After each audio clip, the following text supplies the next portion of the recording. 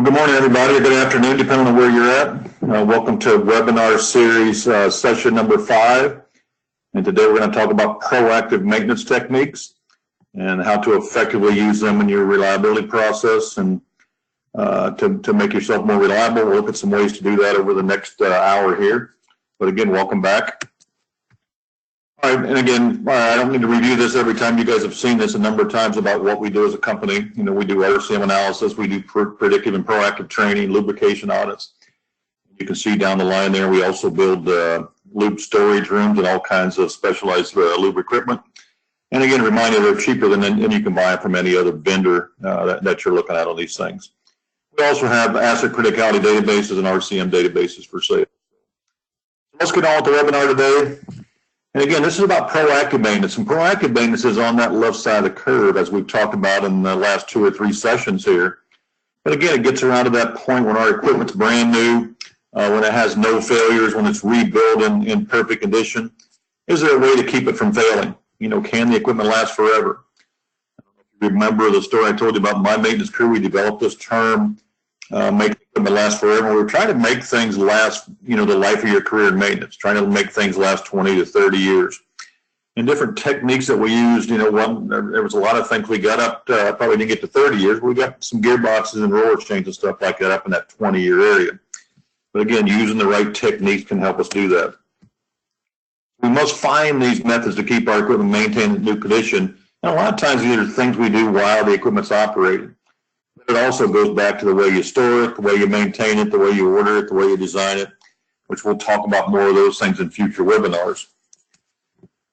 But now we've moved from this reactive part of the curve on the right-hand side. We've talked about these predictive technologies and what they can do for us, you know, and improving our efficiency, you know, using these techniques and reacting to the data from the predictive technologies. But now we're going to move over to the left side of the curve. We're going to spend some time just briefly covering each of these areas.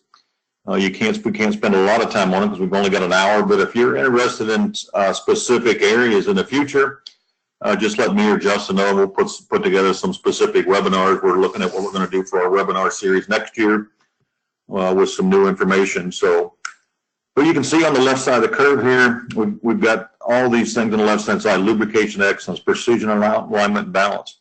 But as we move down to this part of the curve, I tell people, if you want to become 70 to 100% effective or efficient maintenance, you don't have to be 100% efficient in these areas, but you have to understand what these areas are and then how you're going to use them in your particular application at your facility.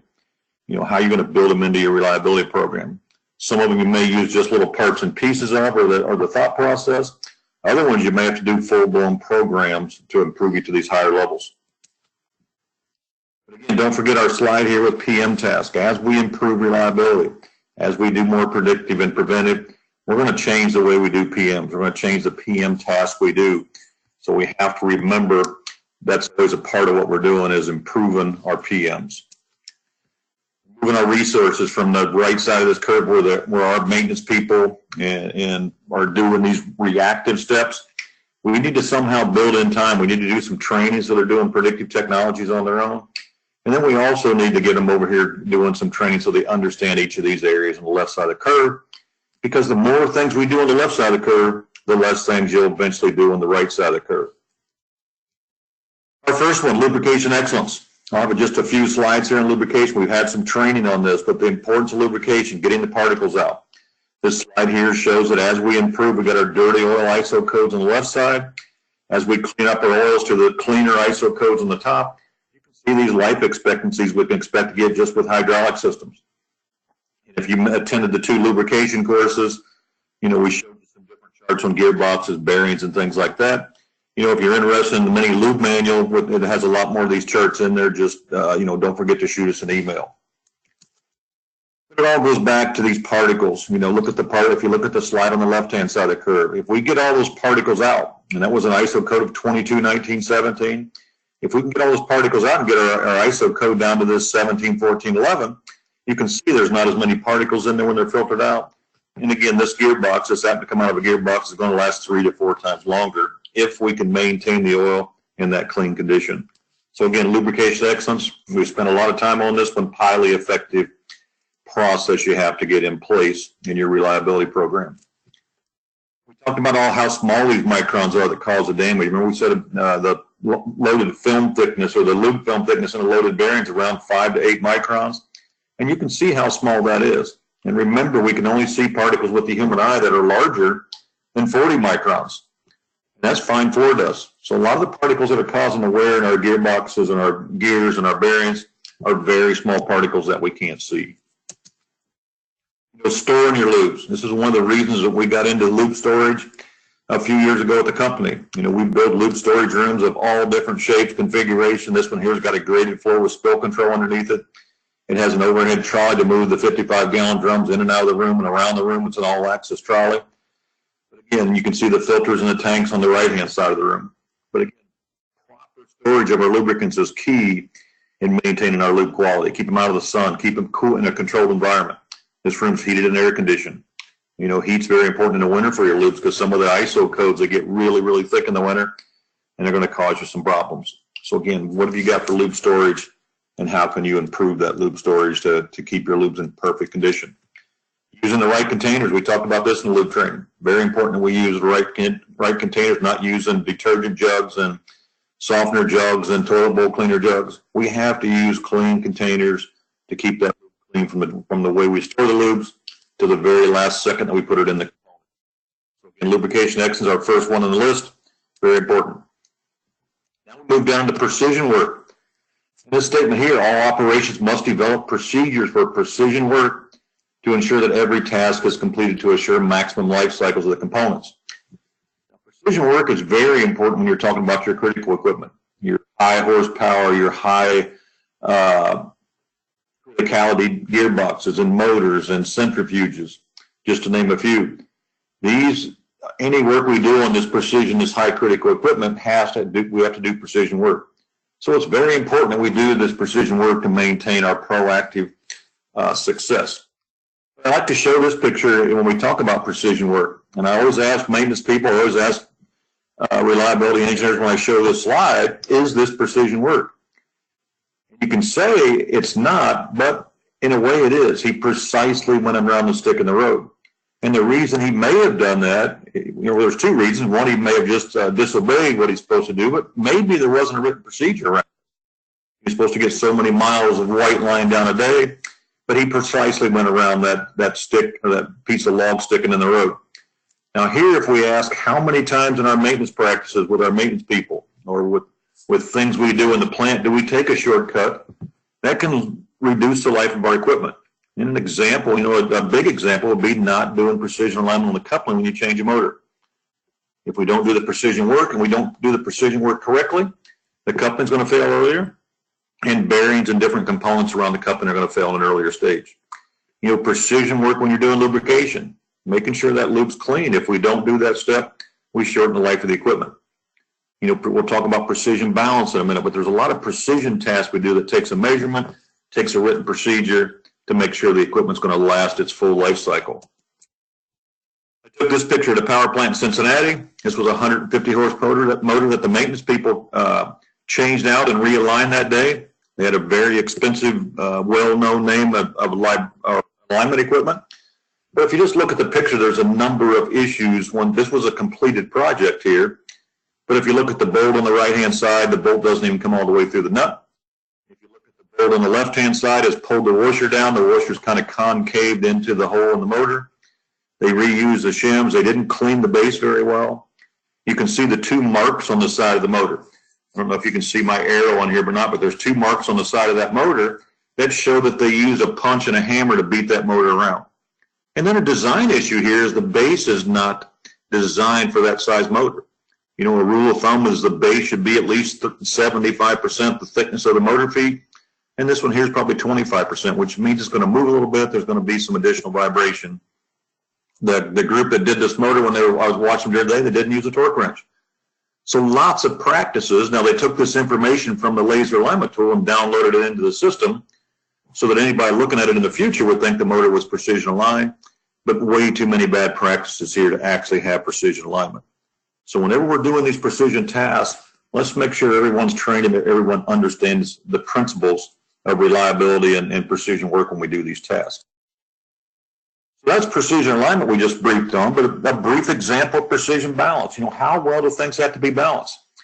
If you look at an example here of a 12-inch pump impeller turning at 3,600 RPM, it says the impeller, if the impeller is out of balance by only 1 ounce, the 1 ounce of imbalance equals 275 pounds of additional force on a bearing in that particular pump that was designed for 1,000 pounds.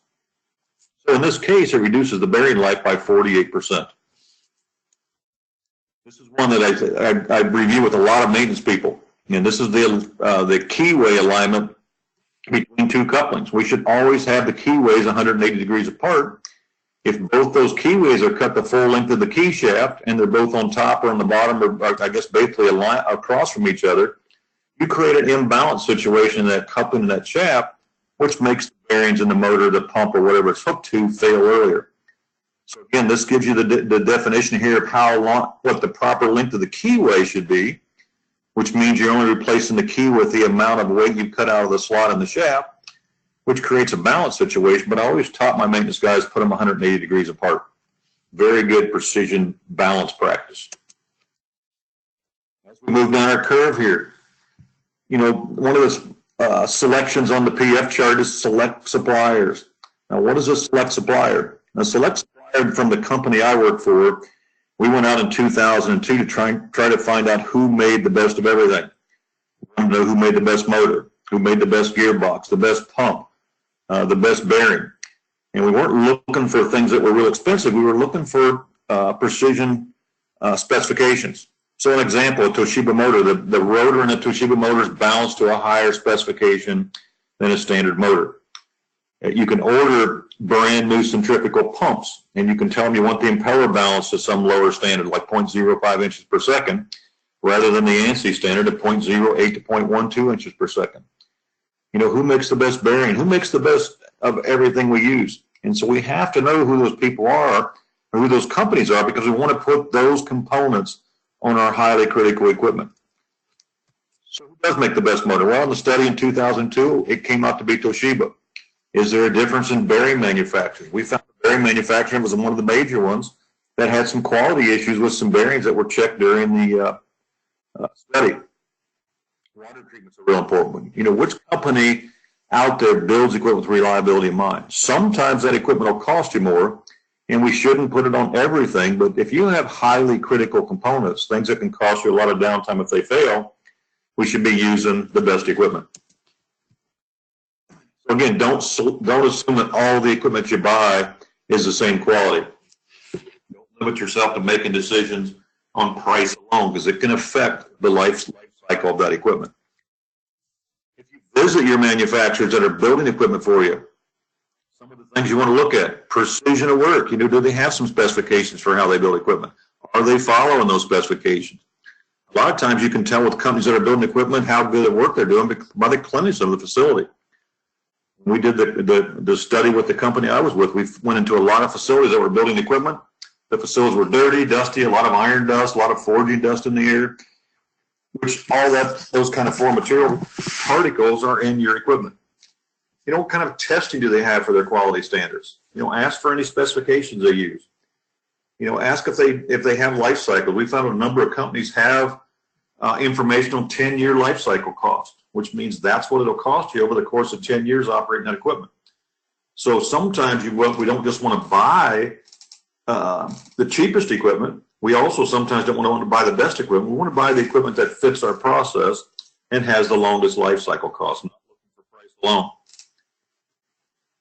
So we need to have these written specifications in our reliability program, so we have these to follow. What's the balance standard on a motor? What's the balance standard on a pump? These are things we need to build in your reliability process as you move forward. Otherwise, you're going to get new and rebuilt items that don't have long life cycles. Here's some supplier specifications. New equipment such as pumps, fans, blowers may need defined balance standard depending on what you're using that equipment on. We may need defined bearing board standards based on temperature, based on something else that may be going on with the equipment. Maybe the standard model is not right for the application we're going to install. Your new equipment may need defined alignment standards for belts, chains, couplings, and shafts. So again, we got to look at all these reliability practices, all these reliability techniques that are out there, and make sure that's what we're getting in our equipment. We're rebuilding equipment. Let's say you send a pump in for rebuild or a gearbox. We want to know what those rebuild specifications are. A perfect example is motors. You send a motor to a motor shop to get rebuilt. You know, what kind of specifications is that motor shop using? Are they actually balancing the rotor every time they rebuild that motor? Are they balancing it to an ESA standard? Are they balancing it to a precision standard? I'll give you an example. You know, when in the study, Marathon and Baldor Motors came out at the bottom of the list for reliability, Toshiba came out the top. Well, one of the specifications Toshiba has is that all their rotors in their motors are balanced to 0.05 inches per second or less. Everybody else in the industry, all the other motor manufacturers use the ESA standard, which is 0.08 to 0.12. But a lot of times when you send a motor in, maybe it's a Baldor, maybe it's a Marathon that you send into the motor rebuild shop. All we have to do is tell the motor rebuild shop when they're rebuilding that Marathon or Baldor motor to balance the rotor to 0.05 inches per second or less. You know, I had a customer of mine that had a 5,000 horsepower Marathon motor. We actually got the balance on that rotor down to 0.01 inches per second or less. It was about 0.01.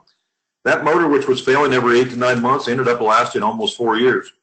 So again, low quality motor, but we built some specifications into it. We put Class F insulation in it instead of the A and B that they were using before. So again, look at these reliability practices when you're having equipment rebuilt. Metrics. How are you measuring yourself? This is an important proactive step. What kind of measurements do you have? You know, I go to some plants that probably have way too many. I go to some that don't have any. The only thing they're measuring is how much downtime they have, emergency downtime or scheduled. Well, we have to know what your operation's doing. We have to know what maintenance is actually doing. You know, some common metrics: overall equipment effectiveness, used pretty widely across the U.S. and a lot of industries I do work with. Your maintenance cost, replacement asset value. You know, there's a world-class number for this. If you know the replacement asset value of your facility, you can look at this in the SMRP metrics, but the replacement asset value is all your equipment, facilities, utilities, not including the ground that it's built on, but all those physical things. If we know that number, our cost of maintenance, which includes parts, labor, and all those things, should be no more than 3%. So if your cost of maintenance is 3% or less, your replacement asset value, then you're world-class. But most companies I go into, I find out they're at 7 and 8% or 6%. So sometimes nearly 2 and 3 times higher than world-class. So lots of things you can work on. Total effective equipment performance is the metric used in the food and pharmaceutical business. We don't have time to talk about it today, but there's some sessions coming up where we'll review it. You know, emergency downtime hours, a lot of people measure that. Mean time between failure. You know, how well are you using your CMMS system to be able to get some mean time between failure data out of the system. But overall equipment effectiveness is very common. You know, a number of my customers use this where you're looking at availability. So if we say we're going to run 100 hours a week and we'll only run 90, so we were 90% available. Performance, let's say we're going to run 100 tons or 100 widgets a week and we only run 90. So now your performance is 90%. Let's say we had 10% quality issues. Now our quality is 90%. So with these 3 categories, we can see what our OEE actually is. And in this case, we multiply the 90% in each of those areas together, but it shows that this facility here, even though they're at 90% in 3 major areas, their OEE is 73%. Now, I've been in a lot of companies in the last 10 years, the OEE is in the 50s and 60s. So again here, the best thing to do here is capture the one that you're having the most problem with and get it corrected, then start looking at the other 2, but always look at the lowest one first, because it takes a long time sometimes to see improvements in this. You have to make some changes. Here's a customer of mine, and again, I won't tell you the customer when we kind of rounded off some of the data, but when I went in there 6 or 7 years ago, their OE was 52%, which means at the bottom here, they made 8,140,000 bundles of shingles a year. But over the course of 6 years, they were able to get it to 92%, which means they were making 4 million bundles of shingles more, and they didn't add any people, didn't add any equipment. They just improved their OEE. And again, now that company's trying to even get better than 92. I think they had a 1 year that was 92.3. Now they're trying to do better. And you can see what it does for them. They haven't added people, haven't added equipment, and huge increases in productivity. I'll leave this chart in your training material. We won't have time to review it. But if you look down at the bottom, it says OEE is D, which is down here at the bottom, divided by B, which includes everything with operational speed and quality losses. But if we want to look at T, total effective equipment performance, it's D divided by A. So if you have facilities like up at the top where you have these plan losses, no schedule work, weekend holidays, breaks and lunches, PMs, like food plants, a lot of times they'll have, CPI cleanings where they're down. What can we do in those plan losses? How can we use some of that available time there to get more productivity out of our processes? So again, this all boils down to we have to have measurements in place. Reliability center maintenance, and we're going to have a session on this later in the summer. But again, I always look at this term here. I do a lot of training. I have some databases around this, but this is the process that the airline industry uses. The 747 was developed in the 70s. They used this process and they looked at every single component in the aircraft. And they asked the question, how can or how has that component failed? And from that information, they asked 3 questions. Is there a way to predict the failure with a predictive technology? Is there a way to prevent the failure with a preventive maintenance task? And is there a way to eliminate the failure by maybe redesign, putting in something more robust? But again, I always refer back to reliability center maintenance as how do you know what preventive maintenance that you're doing on your equipment is the correct task? Are you getting any effort from the PMs that you do? Now, we have a session coming up here on preventive maintenance, and we'll look at some of the preventive maintenance techniques and some of the ways to see if our PMs are optimized. But again, RCM helps us do that. It was developed by United Airlines and the Department of Defense, uses a cross-functional team to develop a complete maintenance strategy designed to ensure the inherent design reliability for a process or piece of equipment. Which means you can use it on an individual piece of equipment, or you can use it on an entire process. Again, like I said, it was developed around this aircraft, one of the most reliable aircraft ever built. I think that somebody told me the first 3 or 4 of these aircrafts built are still flying today. There's never been a crash of a 747 in North America. When you get into China, Russia, some other areas, there have been some crashes, and all related back to the question, did they follow the preventive maintenance tasks that were set forth for this component? And how do you do a reliability center process? Well, first, we're going to select a critical piece of equipment in our process. Maybe it might be a process, maybe a piece of equipment. We define its purpose to the plant. What are we trying to do with this? How many widgets an hour? What kind of quality specifications? What kind of environmental health and safety specifications? We'll take that little block in the plant that we're working on that process. We're going to list every single component. And then we're going to go through every component and ask how that component can fail. We're going to determine the failure modes for each component. As we find these failure modes, again, we're going to go back and ask these questions. Is there a predictive technology to predict them? Is there a preventive maintenance task to prevent them?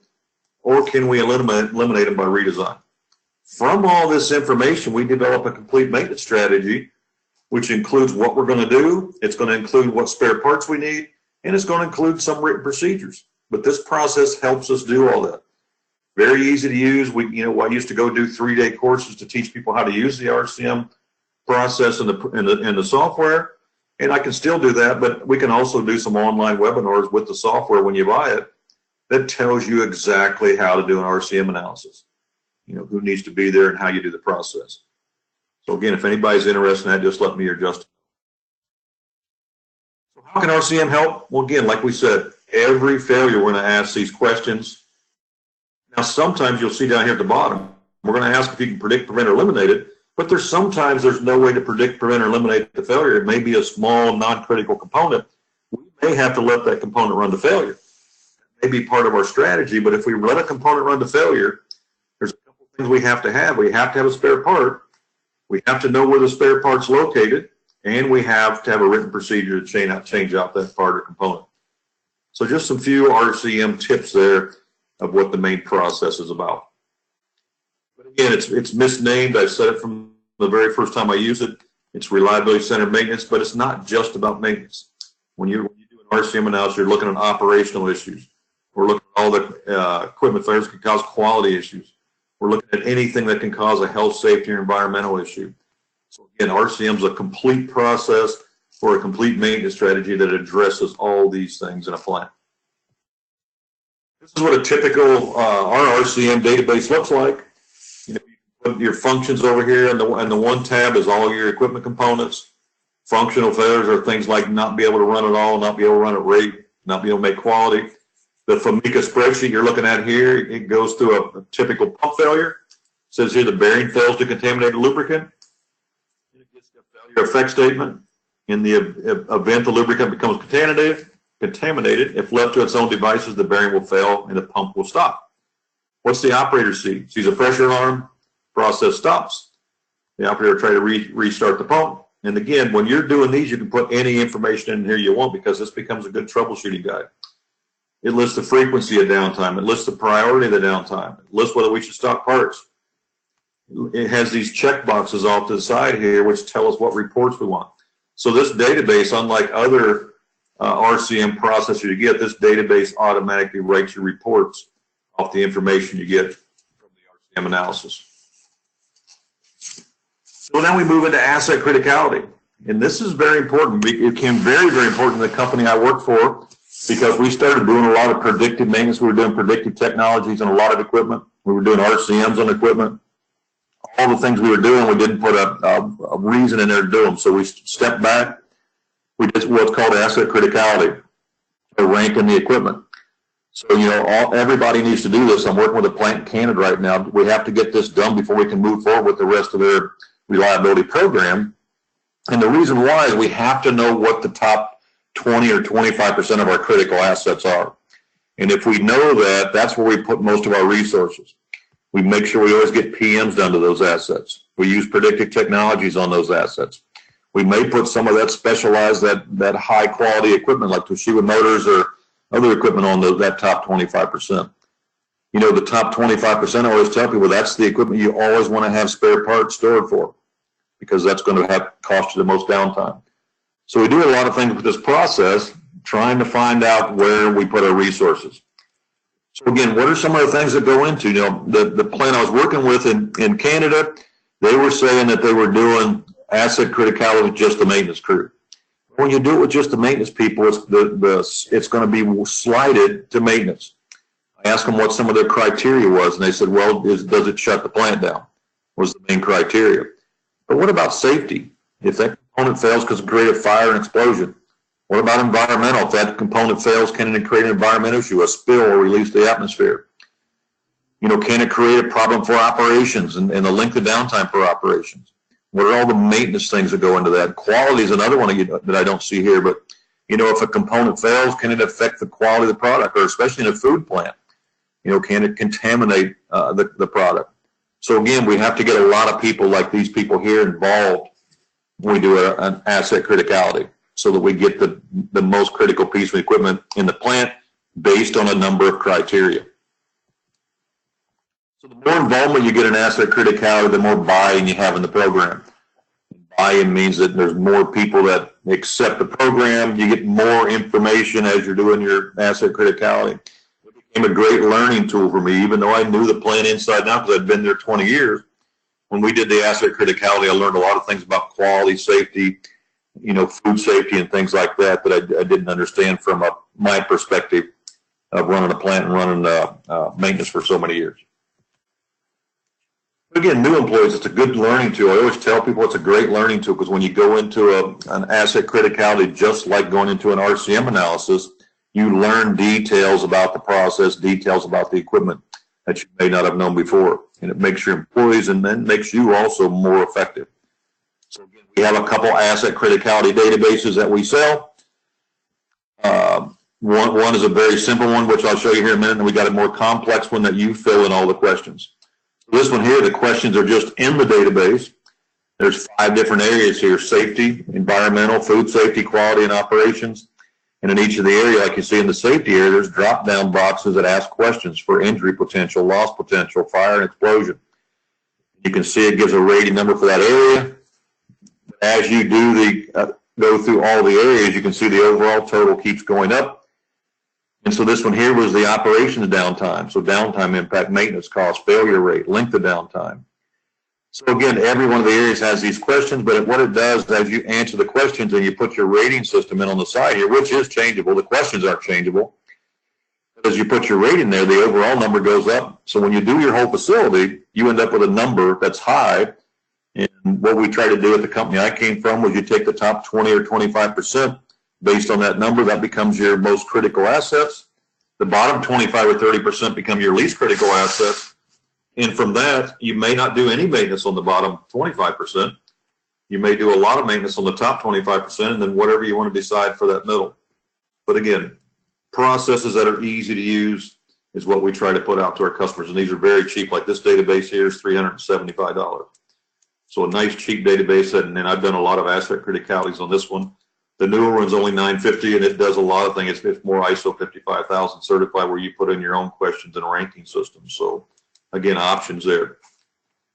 I hope this comment doesn't offend anybody, but root cause analysis. And I'll tell you why this is in there. I had an area in my plant, the refinery at my plant, where there was a number of major incidents at the refinery. A rail car gets away and rolls down the track and derails into the woods and spills a whole rail car full of crude oil in local creek. There's a fire in the insulation, which burned a bunch of insulation, burned a bunch of wiring, and they were down for about a week getting everything fixed back up.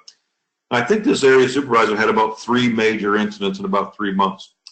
So when I called him in to talk to him, I asked the question, you're having a lot of major incidents. We have to get control of these. And his comment was that shit just happens. And didn't go over very well with me because I never believed that. We have to have control of what goes on in our plants and in our areas. So I always use this example, does shit happen on an airliner that's 30,000 feet in the air? If it did, a lot of us wouldn't fly. If you happen to live within 10 or 20 miles of a nuclear power plant, we wouldn't want any maintenance person in the nuclear power plant having the attitude that something's going to happen someday. So we have to be in control of what happens in our facilities, whether it's mechanical or whether it's human behavior. So if you look at this slide, here's an astronaut on the space shuttle. How many things can he forget to do? How many things can shit happen when he's out here doing this? He can't go outside and forget to hook his tether up. He can't snag and tear his suit on something on the way out there. He can't drop a tool. So he's well trained, and they go through these perfect procedures so things don't happen. We have to be in control of things like that. So there's 2 things to look at here when you have an incident you're going to do a root cause analysis on. The first one is the behavioral part. These are where your operators or somebody may make a mistake, and it's based on human errors, knowledge, rules, skill-based, judgment, execution or compliance errors that result in an incorrect activity.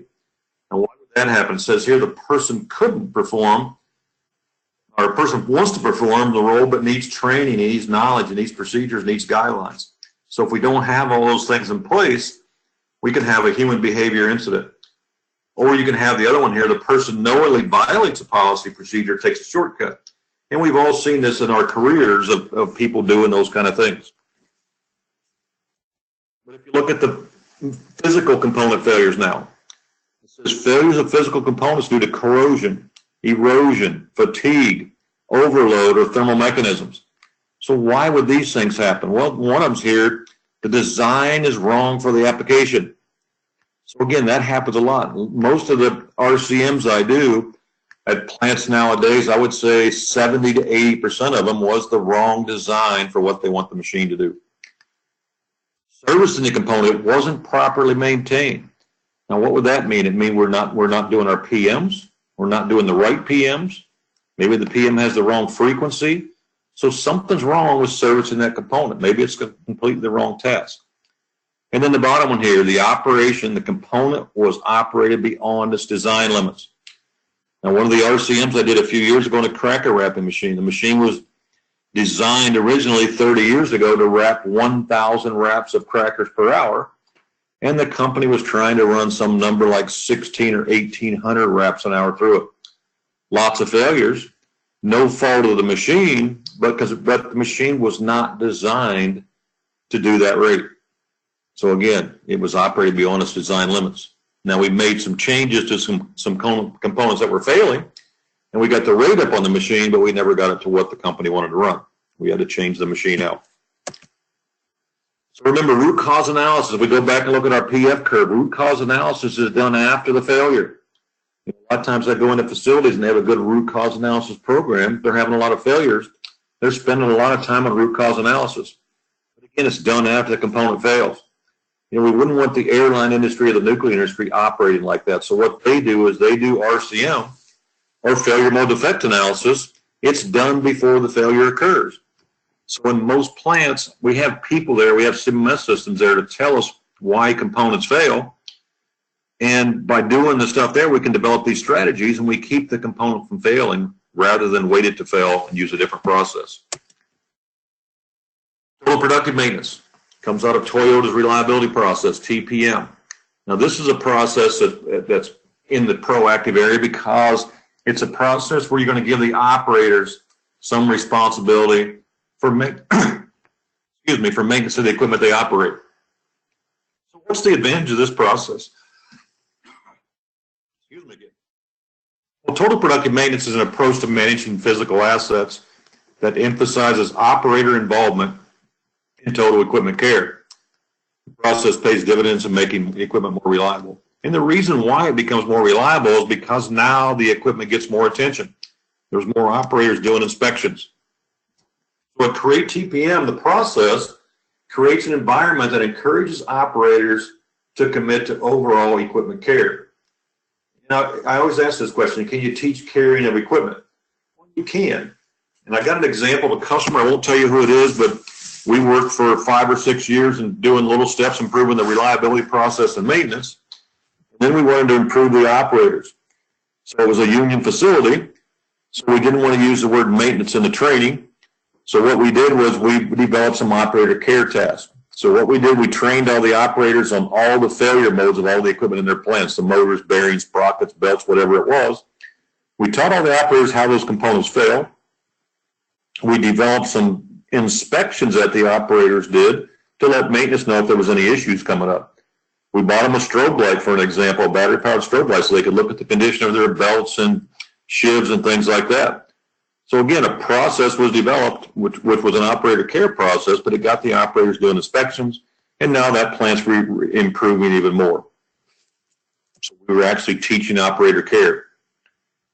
So if we ask this, what's some of the advantages of TPM? It says here, operators take more ownership of their equipment. If you look at Toyota's process in their plants, when they bring an operator in, he gets 4 to 6 weeks of training. He knows everything mechanically. He knows everything electrically. He knows everything maintenance-wise about the equipment before he's put out on the floor with that equipment. So he becomes an expert. But he's told when he goes out there, this is your process. You tell us when you need something. You tell us when you need maintenance. So the operators take more ownership. They know about their machines. The operators and maintenance can communicate more effectively because they both know the equipment very well. And the equipment gets a lot more attention. And people that use this process become a lot more effective in their maintenance process, their reliability process, when you get the operators involved. Training programs. Well, it says here, how do training programs move us to improve reliability? Who do we need to train? I put this question in there, and I ask this question at plants all the time. And the reason I put it in there, I was at a facility one time, and there was a young supervisor that was put in charge of the maintenance crew. He was only been in the company for 3 years. All the maintenance guys had probably 25 to 35 years. And being at the plant doing the maintenance audit, I asked the question, what is the training program for this crew? And he goes, what do you mean? And he goes, what would I train them on? They've all got 20 years experience. Well, my response to that, well, you're down about 50% of the time, so I'm sure we have opportunities for training. And that's what we based that on, is he was assuming just because a guy has 20 years that he knows a lot. Well, sometimes they do, sometimes they don't, but we have to make sure that if we have people that have 25, 35 years experience, we have to have some training programs. Training programs have a payback. Sometimes we don't do training because we think of that person having all that experience, but again, they need training. We all need training. It's amazing how many times, I teach reliability, and I'll go to a conference and listen to somebody, just nearly every conference I go to, and I learn some new technique. I learn something new. You're always learning. There's magazines and books coming out that help you learn to be more effective. I put this in there. It says, what happens without proper training? A lot of times when we put new maintenance people, young maintenance people in there, who do we put them with? We put them with one of the youngest, or one of the most senior maintenance people a lot of times. And what happens is that person learns some bad habits. So whenever you put a young supervisor with an older maintenance person, if you don't have written procedures to follow, then that person is going to learn some of those bad habits that maybe that individual's been doing for the last 20 or 30 years. So don't continue to practice bad habits at your facility and pass them down. With training, it says here, you can train anything to anyone or anything to do anything with the right training program. Here we've got the household pet that was trained to use the urinal. Effective? I don't know, but it's part of the training program they were able to do this. But again, sometimes it comes down to how good is the trainer, right? So the trainer has to know his skill well enough, or has to know what he's training on to get other people to be able to do the task. The training program says plants must have a plan to train their personnel in areas of operation and the goals of the plant reliability process. This one here's one where if you don't have a 3-year plan of what the training is going to be for every individual in your plant, you're probably lacking where you need to go. So I can give you an example from the facility that I've managed. Every supervisor had to have a 3-year plan for not only training for themselves, what are you going to do next year and the year after, but they had to have a training program in place for their employees, for the people in the area they ran. So at the end of the year, their evaluation, I would always ask the question, how well did you do improving your skills on your training program? How well did you do getting your operators trained more highly effectively? But what they always had to have on that evaluation was the next year 3. So we never tried to finish the plan. The plan was always ongoing, trying to improve the skills. So plants must train on operations and day-to-day activities. And again, I put it, there's no end to training. We have to keep this in mind, that training is very important. I can remember telling the story about I was asked by a corporate money controller one time when I worked for the company, why is your training budget so high? Or why is the amount you spend on training so high? And I was trying to tell them, we're the #1 plant. We make more money than everybody else. We run more rate than anybody else. We have less quality claims. And it was all around spending money on training. Me and my son were in a plant probably about a year and a half ago, and the plant hadn't had one operator training meeting or one maintenance training meeting in 3 years. Now, that plant was having some issues. You can't operate a facility without training programs, so there's a huge payback of training. It says here, the American Society of Training and Development says that for an annual investment of $625 per year, returns a yield of $47,000 of return to the bottom line. And that was over the employee's career. So what this is saying is if we train our employees every year, they should be able to come back and perform their jobs more effectively. There should be less quality issues. There should be less environmental health and safety issues. And that's where you calculate what that payback can be. So again, the more highly skilled everyone's trained, the less of those incidents you're going to have in your company. Cargill threw a number out one time, a long time ago, that said their belief was for every $1,000 you spend, there's a $10,000 return to the bottom line. So again, it shows companies are looking at this. There is a payback in how well your people and how well your processes are understood by those people, and that all comes around from training. Training leads us right into written procedures. It says all critical plant activities must be in written procedure form. Now this goes back again to your asset criticality. What is your critical equipment? Do we have to have written procedures for every single component in the plant? And the answer is no. But once you get your asset criticality determined, there should be a written procedure for all the critical items in your facility. It says everyone must do the same things the same way. So it's real important that we do this in order to keep our critical equipment in good conditions. It says written procedures improve job performance and reduce safety incidents. So again, this is all back to about the part about payback.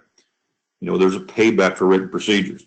Now, sometimes you don't want to write those procedures yourself and take them out there and put them down in front of the people and say, this is the way we're going to do things. Make sure you get your employees, make sure you get your people engaged in the process of the procedures.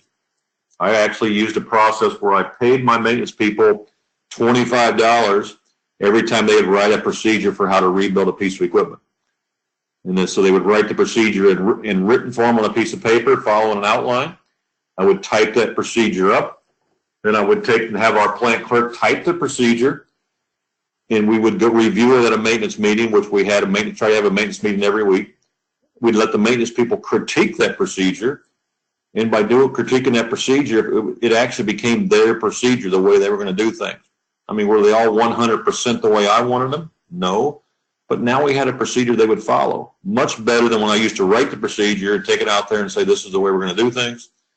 There was much better follow through, much better procedures when we had engagement. But written procedures improve job performance and reduce these safety incidents. That's what we're looking for.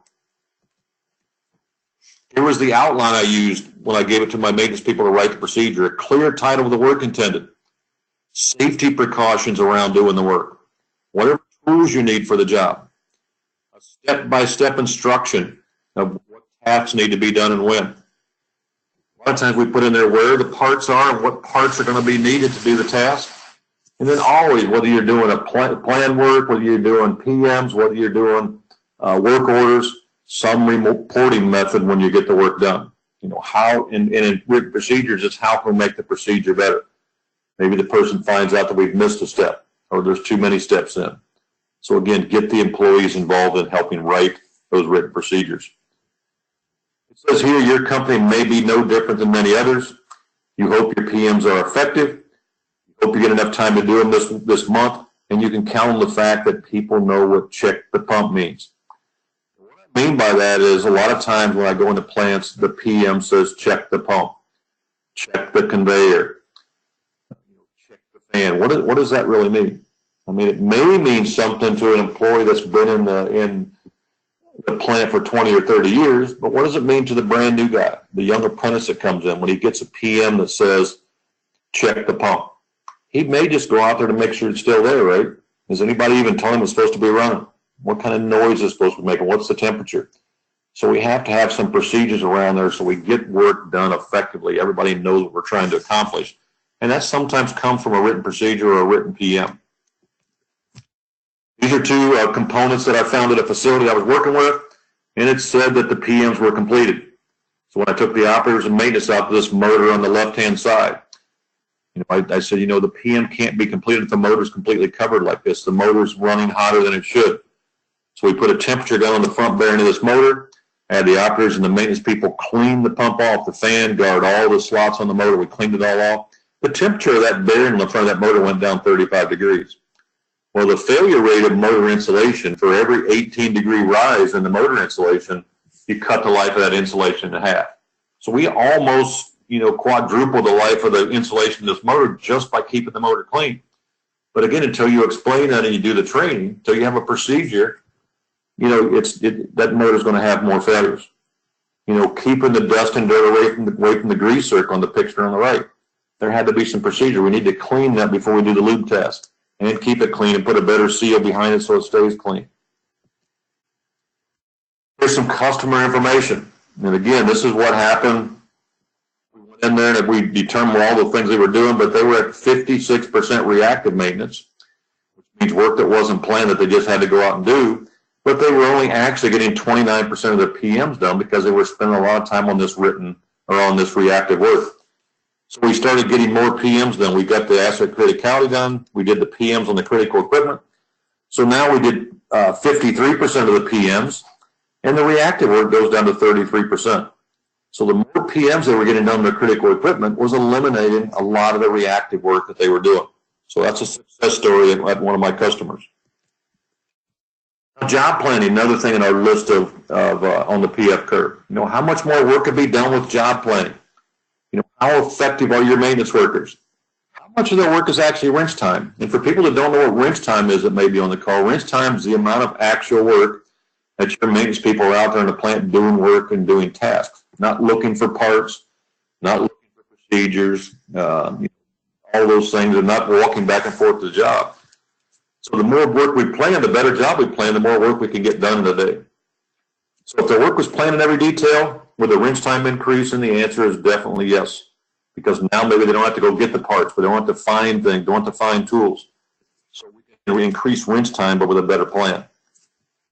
I always tell people planning is not PM work. I go to plants all the time. I have a planner, and they're printing out PMs every day, and they think that's part of their job is job planning. It's really not. PMs are routine work. They just can be printed out with no effort. Plans are work you're going to do 3 days or 3 weeks or 3 months from now. Getting the work planned in every detail. And a lot of times we find that work based off of our PDM and our PM inspections. But again, this comes out of Doc Palmer's book. If you have 3 workers that are 35% efficient without job planning, you can get 105% total work done with those 3 workers. But it's been proven if you have a good job plan and their efficiency of each worker increases to 55%, now with 2 workers, you can be 110. You get 110% work done. So this is kind of the formula a lot of companies use. We use it at the plant that I came from to justify the cost of a planner.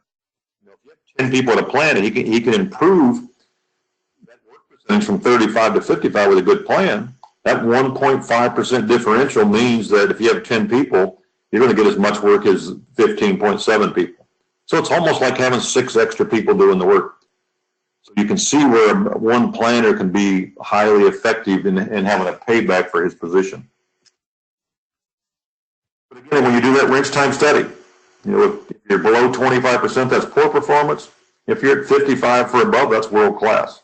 But you can see some things here on the right-hand side that keep us from getting to good, efficient time, travel time, delays waiting for parts, inadequate planning, lack of parts in inventory, not putting kits together with all the parts in there. Unclear instructions, lack of procedures, inadequate training could be one. So look at these areas on this slide and see if there's things that you can improve. This says here, this is a chart a company put together. It says U.S. average distribution of maintenance time. It shows 42% direct work. I've been in very few plants where that's that high. Not sure what plant or plants they use this information from. Maybe there's some highly efficient plants that I haven't been in. But you can see the important thing about this slide is the other pieces of the pie. Which of these affect what your people are doing? Personal breaks, late starts, early quit, waiting, redo work, unnecessary breaks, poor communication. How can you improve those there to get that green box, that green piece of the pie to become more effective? Planners and scheduler compliance, things we should be measuring, your PM compliance. How many PMs are you actually getting done? How many of your PDMs are you getting done? What percent of your work is actually planned? What is your wrench time? What are your maintenance costs? So a lot of things here that we can look at that'll help out with planning and scheduling. So the last area of the curve here is your CMMS system. How well are you using your CMMS system? Now, I know and I can understand your point if you got SAP and some of the ones that they're not very good maintenance tools, but we have to figure out ways to put query codes to get information into the CMMS so that we get good information back out. It says here just buying the tool doesn't make your plant more operate any better or less cost. It won't fix your broken equipment. These CMMS systems, I always tell people they're alive and you got to constantly feed them with information. When somebody closes out a PM, if they found anything, that should go in there. When they close out a work order, those comments should go in there because we're trying to find more work. So that means they need to be accessible and used by the maintenance personnel. We shouldn't just take a work order out, check a box that it's done, and then somebody checks the box that it's done. We should have information in there that we're feeding into the CMMS system. This is how we develop our mean time between failure curves. We get data points in our system. We can plot how long equipment lasts or when it's going to fail. And then if with this economic useful timeline here, we can develop strategies to make sure we know when to fix it, change it, replace it before it actually fails in our system. We'll do some more training on this when we get into the PF or the PM training, but a very important piece of information in our systems. But what's proactive maintenance do for us? Well, it's going to maximize our precision work techniques. Minimize our spare parts because the more work we do and the longer we make our equipment last, we can have less spare parts. Maximum runtime, minimal downtime. 80% of our work tasks should be in this area, not in the reactive area. We can eliminate some of our environmental health and safety exposure. Eliminate some quality claims. Get some maximum equipment life out of our equipment. Lower our maintenance, repair, and operating costs. It can be a reduction of your predictive maintenance costs in the future. After about 10 years, you can start making things last longer and extend your predictive schedule out. Eliminate equipment failure modes. And again, now we can actually do lean maintenance or lean manufacturing. I go to plants all the time where they're doing lean maintenance or lean manufacturing as their first step in reliability. Well, that's something that has to come after you're reliable. You can't start lean first. I put a few more slides in here. This is a work distribution model. 15% of your labor hours dedicated to doing PMs. 15% of your labor hours dedicated to fixing items found during PMs, which means we should find something. PDMs, 15% of your labor hours performing PDM inspections. 25% of your labor hours correcting issues found from PDM inspections, which means we should find more things with PDMs, predictive technologies, than we find with PMs. And then the rest of your time doing proactive tasks. You know, the thing missing out of this slide is reactive maintenance, but there's going to be some reactive maintenance in there, but we have to start driving that to a minimum number. So again, you can see with this curve here, we got to move our resources to doing things in the proactive area, and that's going to eliminate a lot of things we do in that reactive area. So what's some paybacks for having an excellent reliability program? Reduction of your maintenance costs by 20-30%. Reduction of your emergency downtime by 30 to 50%. Spare parts reduction 30 to 50%. Quality claim reduction of 20 to 40%. And you can see some of the other ones on here. Huge exposure, or reducing your exposure to environmental health and safety. Some people, you know, corporate people always say, well, if we do this, we can reduce maintenance staffing. I always say, no, you're going to need just as many maintenance people doing work in the proactive area as you have in the reactive area. But your plant's going to be more efficient. Your maintenance effectiveness is going to be more efficient. You know, reactive maintenance can be cut down to less than 10%, and a huge increase in production capacity. So again, that's the end of the proactive presentation today. Justin will make the recording available online. Won't take any questions today, but if you have questions, just email me at the email address on the slide here. And I hope you enjoyed the presentation. And I'm hoping from the ones we've had so far that you're able to get enough ideas to get your reliability process moving in the right direction. So again, we'll see you next month at the next webinar. If there's any questions, please feel free to email me. And again, if you want a copy of the PDF, the presentation, let Justin know, and also there'll be a recording available. Thanks again, everybody, and look forward to seeing you next month.